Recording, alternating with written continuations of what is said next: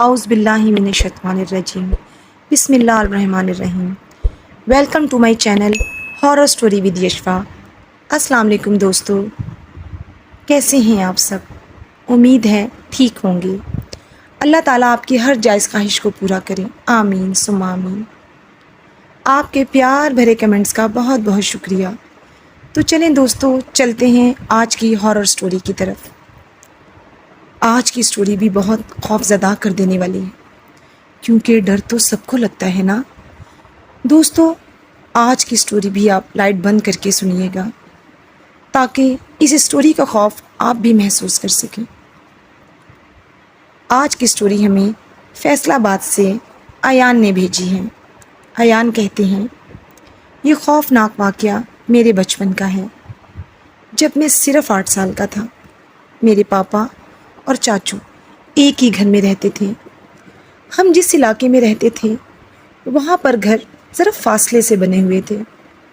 میرے چاچو کا بیٹا میرا ہم عمر تھا۔ ہم اکٹھے اسکول اور اکیڈمی جاتے تھے۔ جس راستے سے ہم اسکول جاتے تھے وہاں پر ایک گراؤنڈ بھی تھا۔ اس گراؤنڈ کے سامنے ایک بہت پرانا گھر تھا، لیکن ہم نے اس گھر میں کبھی کسی کو آتے جاتے نہیں دیکھا۔ وہ گھر دور سے ہی بہت وحشت ناک لگتا تھا۔ ایک شام ہم اس گراؤنڈ میں فٹ بال کھیل رہے تھے۔ میرے کزن نے فٹ بال کو بہت زوردار کک لگائی تو وہ سیدھا اس گھر میں چلا گیا۔ میں اس پر بہت ناراض ہونے لگا اور کہا کہ جاؤ میرا فٹ بال لے کر آؤ، تم نے اتنی اونچی کک کیوں لگائی؟ لیکن وہ اس گھر میں جانا نہیں چاہ رہا تھا۔ میں نے آپ کو بتایا تھا نا کہ وہ گھر باہر سے ہی بہت خوفزدہ لگتا تھا۔ پھر میں نے اس سے کہا کہ چلو دونوں چلتے ہیں۔ چنانچہ ہم دونوں ایک درخت کے ذریعے اس گھر میں داخل ہوئے۔ اندر سے گھر بہت ویران تھا۔ عجیب سی وحشت محسوس ہو رہی تھی۔ شام کا ٹائم تھا۔ ہماری فٹ بال چھت پر گری تھی۔ ہم جیسے ہی سیڑھیوں سے اوپر چڑھنے لگے تو اسی وقت گھر کے اندر کوئی چیز گرنے کی آواز آئی۔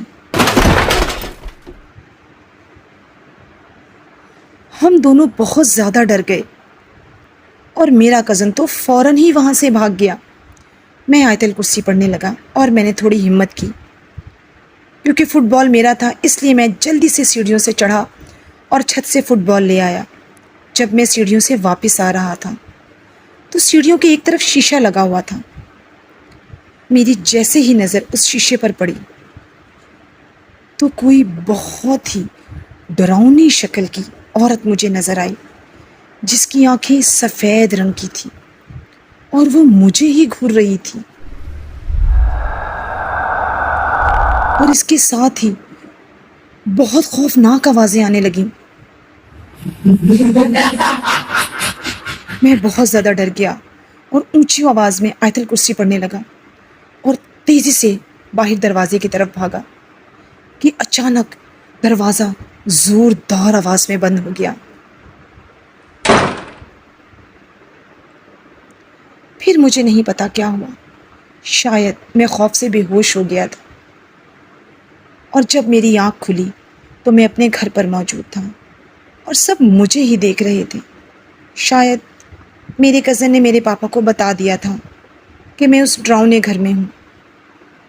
جب میں نے اپنی ماما کو یہ سارا واقعہ سنایا تو انہوں نے کہا یہ بیٹا تمہارا وہم ہوگا، لیکن دوستو میں پورے ہوش میں یہ بات کہہ سکتا ہوں کہ وہ سب بالکل سچ تھا۔